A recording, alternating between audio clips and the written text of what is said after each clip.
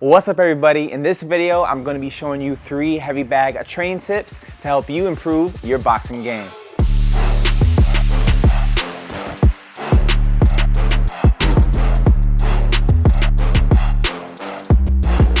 My name is Darren Picamian, head boxing coach and owner of Fit Cave Boxing, certified personal trainer, nutrition specialist, and USA boxing coach with years of competitive boxing experience.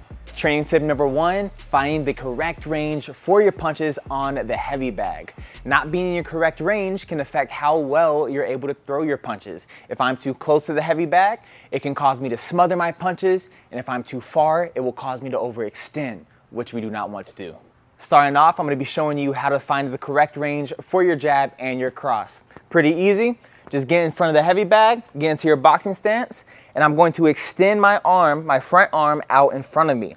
If I can touch the bag with my jab hand without doing anything else, this is the correct range for my jab and my cross. If you extend your arm out in front of you and you have no connection on the bag, then just take a couple steps closer until you do. If you're too close and you're smothering that arm, take a couple steps back until you have that good extension where you feel nice and comfortable. From here, I'm obviously in a great position to throw a comfortable jab and a cross, just by turning my back foot and hips to get enough extension for that cross to make it effective. So it should look something like this. Notice how I continue to turn my hips, turn my hands over to get that good extension, and I kept my range. To help you keep your range, just simply hold that jab hand out from time to time, making sure you're still there, and continue to throw those combinations. Now let's talk about finding the correct range for your hooks. The same thing can happen as with the jabs or crosses, where you can smother your hooks or overextend. To find that correct range with your hooks, just get back to that straight punch distance we just talked about.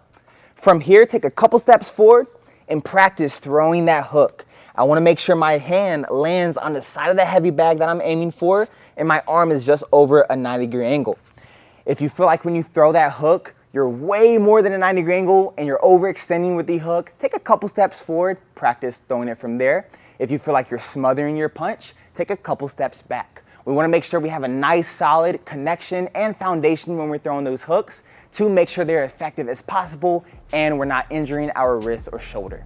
Lastly, let's talk about finding the correct range for your uppercuts. It can be pretty awkward throwing uppercuts on the heavy bag, so we want to make sure we're doing them right. We're not too close and we're not too far. I'll start by getting in front of the heavy bag. We're obviously going to be a little bit closer than we would be with our hooks, with our straight punches. So from here, when I land this uppercut, I want to make sure my elbows are facing the ground and my knuckles are facing up. I shouldn't be overextending where my arm is straight out, nor should I be too close where I'm not getting any range of motion whatsoever. As with the other punches, if you feel like you're too far and you can't get a really good range of motion on that uppercut, take a step or two back. And if you feel like you're overextending and the arm is more straight out than it should be, then take a couple steps forward. One last thing when it comes to throwing uppercuts on the bag, we want to make sure we're not aiming for the middle, given that the bag has a flat surface. So to make these uppercuts feel as comfortable as possible and natural, think about this bag as a person and you want to make sure you hit the ribs. So noticing I'm landing more at an angle than down the middle. The second training tip when it comes to working on the heavy bag is setting up your power punches correctly using weight transfer. What I mean by that is, if I were to get in front of my bag to set up a power punch, I want to make sure I have enough weight comfortably placed on whatever side that punch is coming from. From here, when I turn into it, it has a nice range of motion to my target where it doesn't feel forced. A good range of motion not only makes the punch feel more natural, but also contributes to the power being created.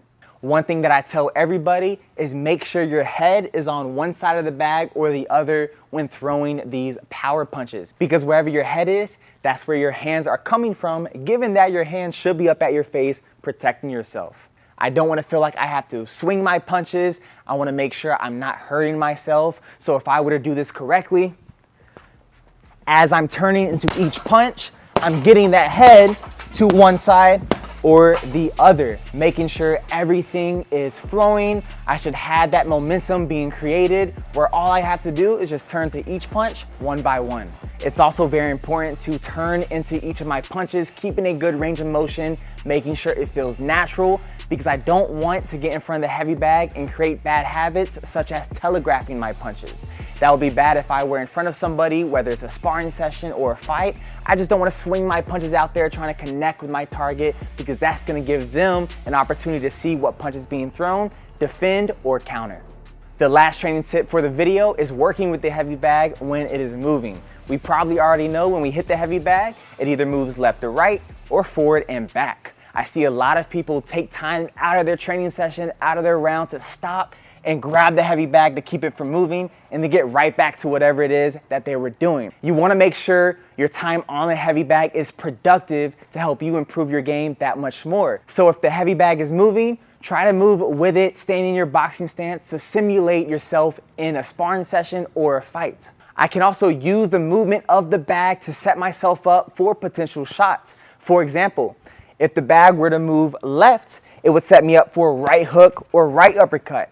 If it were to move right, it would set me up for a left hook or left uppercut.